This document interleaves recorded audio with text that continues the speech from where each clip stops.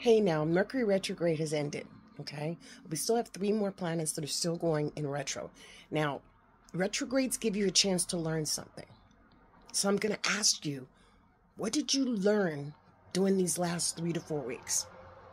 Did anything happen over and over again that made you kind of wonder, am I learning something? Is this a test? If your answer is yes, then that means you're more conscious and aware of what's going on around you. Blessings to you for that. Blessings to you. Now use that energy to find out what's your true purpose. Where does your happiness lie?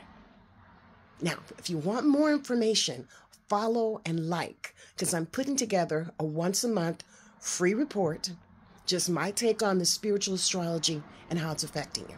It's just a little sample of what I do, but it has a lot of pertinent information. You need to like and follow and subscribe if you want more information. And remember, you are blessed. Speak to you soon. Bye.